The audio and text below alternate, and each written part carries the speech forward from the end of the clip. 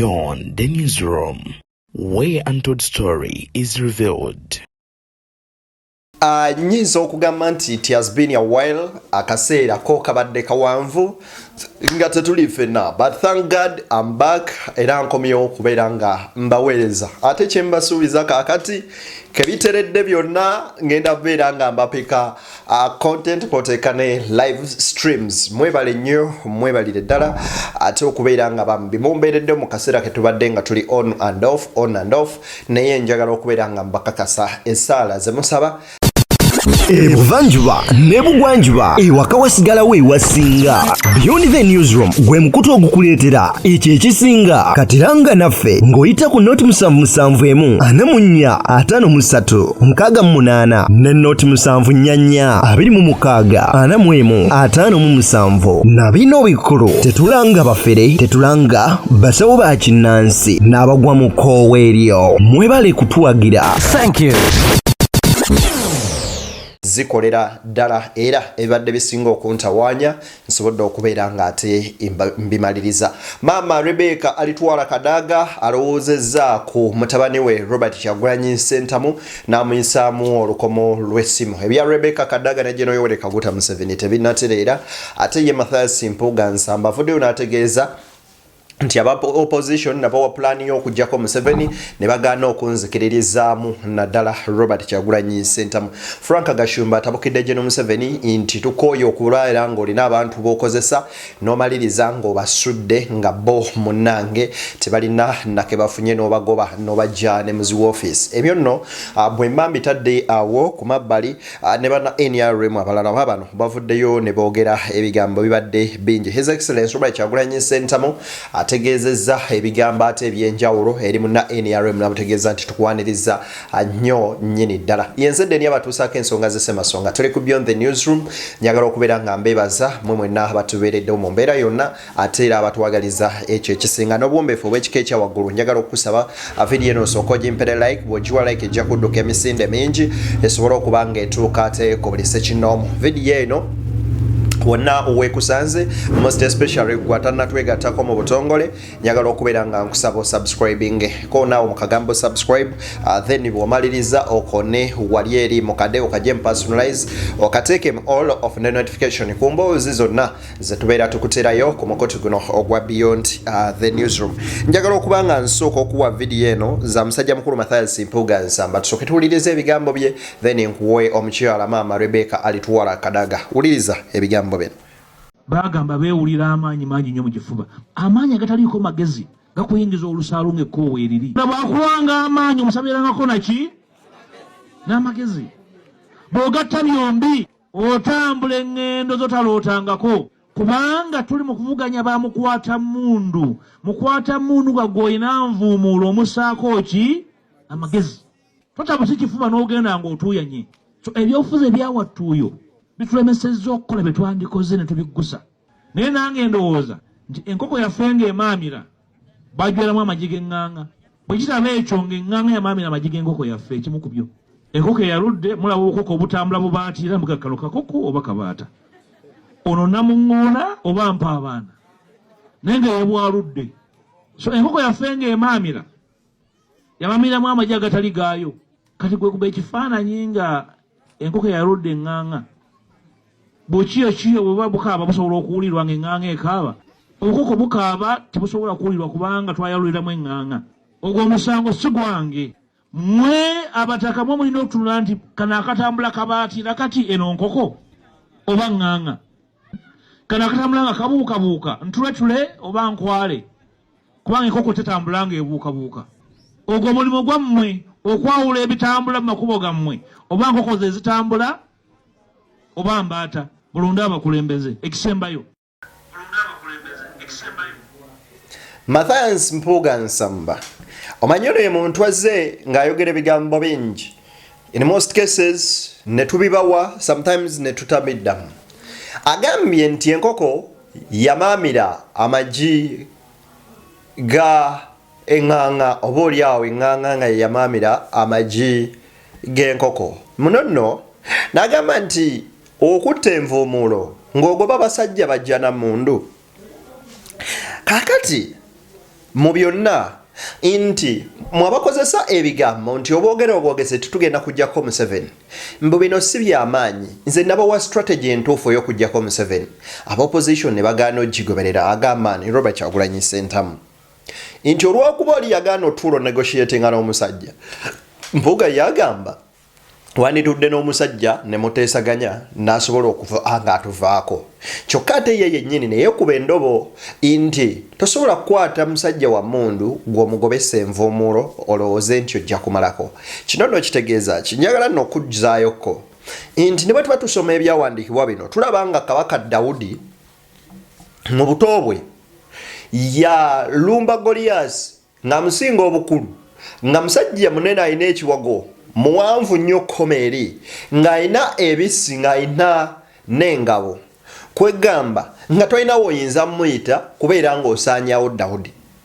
wabula Dawudi mu kwekkiririzaamu n'okuliriza eddoboozi lya Katonda yakwata ejjinja n'alisa mu nvuumuulo n'awuuba olwakuba lyakuba ku mutwe teyadda ngulu mu kaseera kano ke tubaddemu bwe kati tulabiddemu bannabyabufuzi abawerako ddala bangi abagudde naye ng'ekibamazeemu value kizzeeyo ku mulembe guno ogwa Robert Kyagulanyi Ssentamu oyinza okukibuusa amaaso naye kirina impact yaakyo era kirina kyekikoze kati simanyi either Mpuuga alabamu negatives zokka oba aliko ne positives oba ebirungi byayigidde ku Kyagulanyi Ssentamu mu kubeerawo kwe though ogamba nti bye mukoze nedda nti nabawa strategy entuufu ne mugiteeka wansi kati awo nno wennyini njagala nkuwe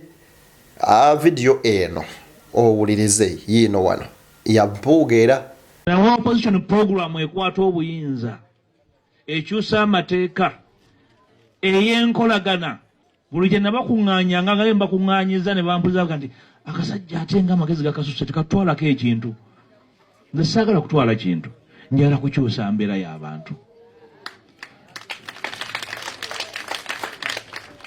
kati mu opposition ani atalina buyinza mumuggyako ntya obuyinza abulina asula ludda wa Ntebe kyokka atalina buyinza ate ng'agamba njagala mutwalako obuyinza bwe olusukululi wali ate ng'ogamba nti neetisa essanja ngenda ddirya abantu baffe mmwe abagoberera naddala ab'e Masaka babatyanye ab'e Masaka bagamba muli b'amazulu ekisooka temupapirwako mutunula ne mubeera nga abatalaba naye nga mukola ki ye mmwe atabamanyi atabakola ki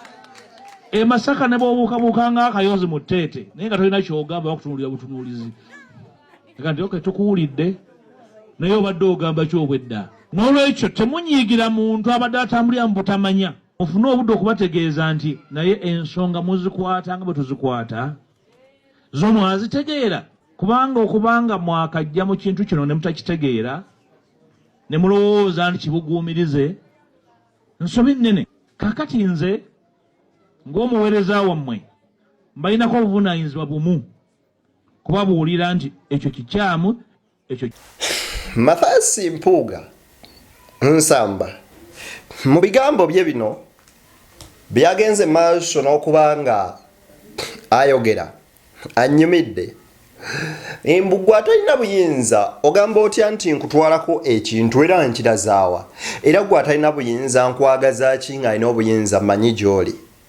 era n'agamba nti bwe nagamba nga bannabyabufuzi ab'ebibiina by'obufuzi ebirala nti abanywanyi tukolaganire wamu tukwatagane bo bagenda maaso n'okubanga balaba nga ate oba oli awo nze sigasa era sibagasa era Mathias Mpuuga ono atugamba nti kye balina okukola kimu kyokka nti kwe kukolera awamu n'ebibiina by'opposition okwegatta awamu naffe ekibuuzo ne twebuuza lwaki Mpuuga bwe yalina amagezi ago ag'okwegatta awamu teyayagatta ku ebibiina already byali byeexistinga eby'opposition instead of olwava mu NUP n'akola DF yandyegase ku PFF ne Dr. Kanokiza Besigye ne batambuza ekyo oba si ekyo yandezeeyo mu DP ne bagattira wamu kubanga gwe gwali omulamwa gwe ogw'ogatta opposition yawamu wabula naye yaforming ekibiina ekipya ng'ekiraga nti we yali ayagala bukulu bw'ataabufuna ate kwe kugenda abeereko wanaabeerera president. Omanyi abantu bano abakuze emyaka bwe bataba na ntondo baba na bujja kati Mpuuga ebimu ku ebyo bye byamukwata ne bimufuula bwe kityo. Omwana omuto ngamba ati anti nalidde ssente n'ansuuza omugaati gwenfunye eyo nno naye esobola oba issue kubanga gwe bw'oba olinga gamba nti nze Uganda gye njagala sigyagalamu bulyake saagalamu muntu ng'akwata ku nsimbi y'omuwi w'omusolo gwe ate n'ovaayo n'otutegeeza nti ate nze kye mbagamba kirala kinnaba bwe kiti era bannamasaka tebapapirwako. Yes, bannamasaka tebapapirwako but ne the region yaleeta government eno mu buyinza teyali Masaka yali yiri eri Singo era yalwanirawa Bulemeezi na Singo Kapeeka Nakasongola Luweero genda wali eri Kiboga Kyankwanzi era abantu beeyo baali so affected ku lutalo lwa General Museveni mpaka lwe yawamba n'alinnyako bukulembeze buno. Kaakati gwe bw'otutendera ennyo bannamasaka good enough nti ne Kyagulanyi naye munnamasaka wabula ate n'abatu disappointing nze nga Mpuuga nga Bedi Bwanika nga Kakande Juliet Kakande nabo bannamasaka ate era n'abavuma abantu abasinga nabo bannamasaka bw'okwata Dr. Tiyamale munnamasaka twongereko abalala so ebyo nno wemma mbitadde ku mabbali olunaku lwajjo His Excellency Robert Kyagulanyi Ssentamu kwoteeka abakungu mu kibiina kya National Unity Platform Oweekitiibwa wa Johnson Besekeza akulira oludda oluvuganya government mu Parliament then kwoteeka Secretary General David Lewis Lubongoya kwoteeka n'ababaka ba Parliament abalala baguddewo ekitebe kya National Unity Platform mu bitundu ebimanyikiddwa obulungi nga ebyayiganga. Kino nno kyagenze maaso n'okuswaza bannabibiina bangi okusingira ddala ekibiina ky'ebyobufuzi ekiwangadde emyaka 40 nga tekiina kitebe kyakyo kikulu we kiri okujjako kye batugamba ekyaddondo nga naye nakyo bw'okitunuulira weewaawo tekijja mu kibiina ekirina ababaka abasoba mu 3 aba Parliament kyokka ng'ate era kyekirina ne chairman nga ye mukulembeze w'eggwanga lino. Kati NUP kye yakoze kwe kuzimba another headquarters mu region endala wabula ekyasinze okuweewuunyisa abantu mpaawo n'omu yabadde amanyi kibiina kino oba kitebe kino gye badde bakizimba okuggyako abo ab'oku lusegere ennyo nnyini ddala ng'eyawaayo ettaka eryo then n'omulala omukuŋŋaanya w'ensimbi oba ssaabawandiisi bw'ova ku ssaabawandiisi treasurer Benjamin Katana era nawulidde nga Robert Kyagulanyi Ssentamu amwebaza nnyo ng'amugamba weebale nnyo weebalire ddala then kwoteeka abasajja ababadde awo nga bakuumye ekyama ekyo. His Excellency Robert Kyagulanyi Ssentamu yavuddeyo n'ategeeza nti ensimbi ezaazimbye ekitebe ekyeyiganga si ze zino ze musonze mu kubeera ng'ate bagenda okuba nga bafuna sente zino bazikozesa mu campaign nedda wabula nti ensimbi ezibadde zigibwa ku bakka ba Parliament buli omu million emu yes is it 1 million buli mwezi nti ensimbi ezo zikuŋŋaanyiziddwa bulungi n'endala funds ze bafuna ne basobola okuba nga bazimba ekitebe ekyo ekyeyiganga. Nabadde ninawo empitaito okusoma nga ninawo ensoma nga balaga eddwaliro yabadde ziti lya fulonga 4 ku 6 nga lirina blocks nga 3 abagamba eddwaliro eryo lya Robert Kyagulanyi Ssentamu nti alina waalizimba mu kitundu ekimu era ne yabadde akola ekyo nagenza okutunulako mu profile ye nga doctor ali profession konze okay maybe something might happen one day tuyinza okubaako kye tulaba nti kati Kyagulanyi alina akabinja k'abantu ke yeesiga n'akaabo k'abeeteesiga. Waliwo ekya happenings olunaku lw'eggulo Robert Kyagulanyi Ssentamu yavuddeyo n'ategeeza nti nagambye ababaka ba Parliament ababaka baffe n'abadresi nze nti tugenda Mbaale era n'ekifo we nabadde magambye we tulaga nti tulinayo omukolo gwe tulina okubaako njagala obbakakasa inde zigenze wede essaawa 3 nga badeployinze dda amagye ne police ne bwe tutuuse wano mweganga ne mbagamba kati muwete tugenda wano nti ekitegeeza okusinziira ku intelligence ya Kyagulanyi yamulaze dda nti mu kibiina mwennyini mulimu ba informers ne bambega ba undercovers ba government era ng'agamba nti ebyama ebimu takyasobola yadde bisomola kubanga ne kino kye yabagambye nti tobaako gw'ogamba yadde mukyala wabula tugenda gende bagenze okutuuka oyingira obuyingizi jjinja bwe bati nga bagenda iganga ng'essimu zaafuna nti eno amagye gatusazeeko era kyova olaba olunaku lwajjo walabye emikolo gya NUP nga gyonna gigenda bulungi tewabadde kutataganyizibwa olw'ensonga tebabeetegekedde nti bagenda beera muyiganga badde bamanyi bagenda yitawo bagende embaale kati eri gye babadde babateegedde so kati Kyagulanyi naye mu magezi ge bamuyiye eno nga naye abayiiya ku sayidi endala then ate yavuddeyo n'abaako ebigambo bye yayogedde ku mukyala amanyikiddwa nga maama alitwala Rebecca Kadaga biwulirize omuntu gwenjagala ennyo mwabasinga ebusoga mumuyita maama naye nze muyita senga kubanga senga wange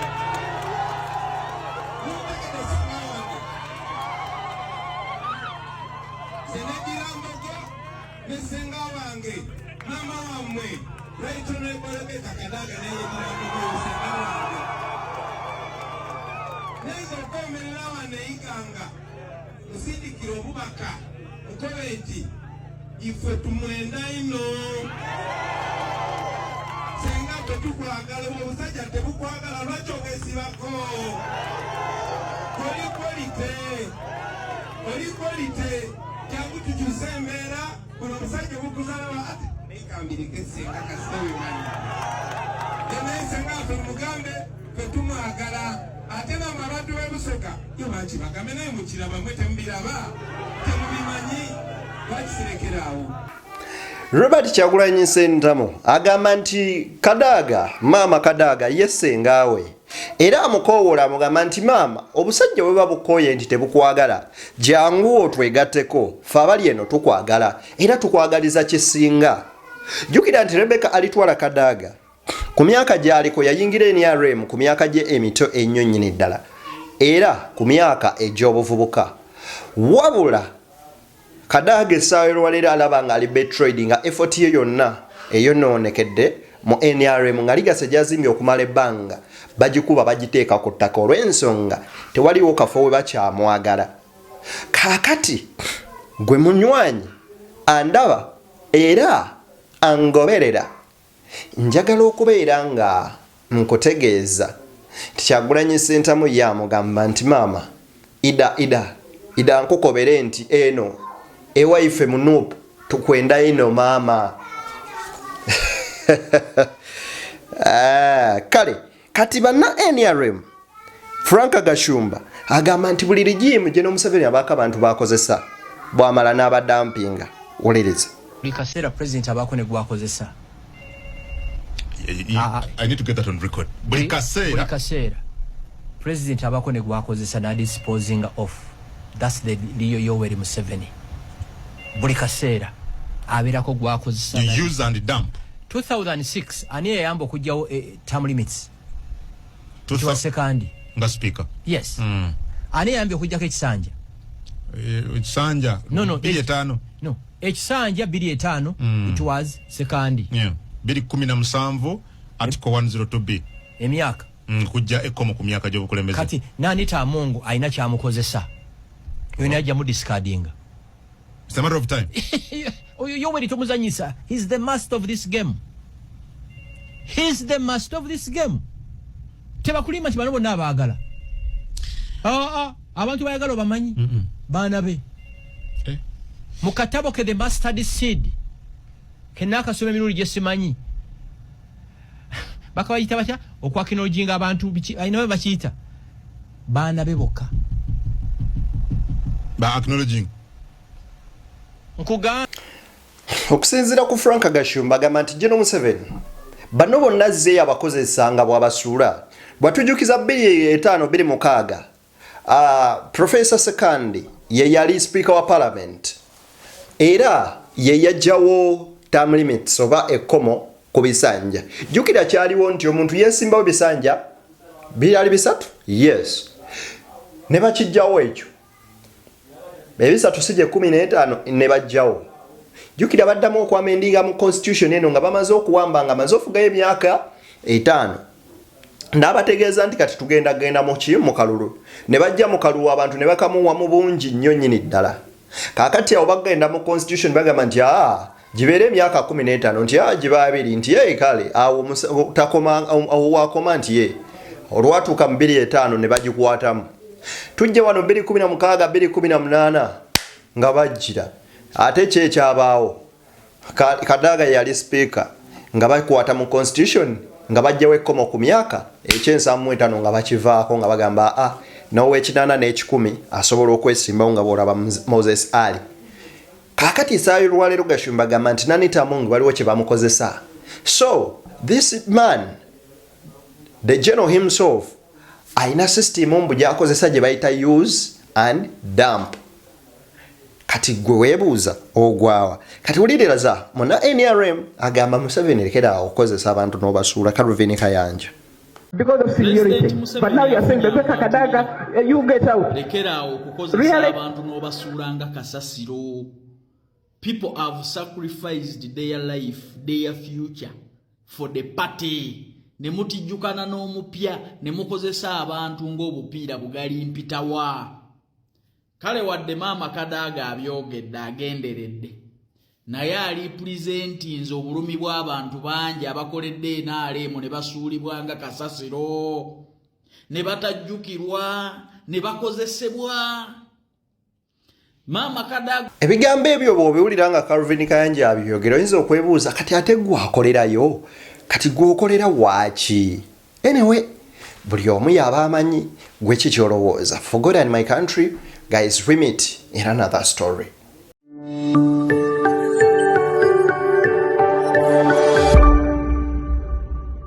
Beyond the newsroom, where untold story is revealed.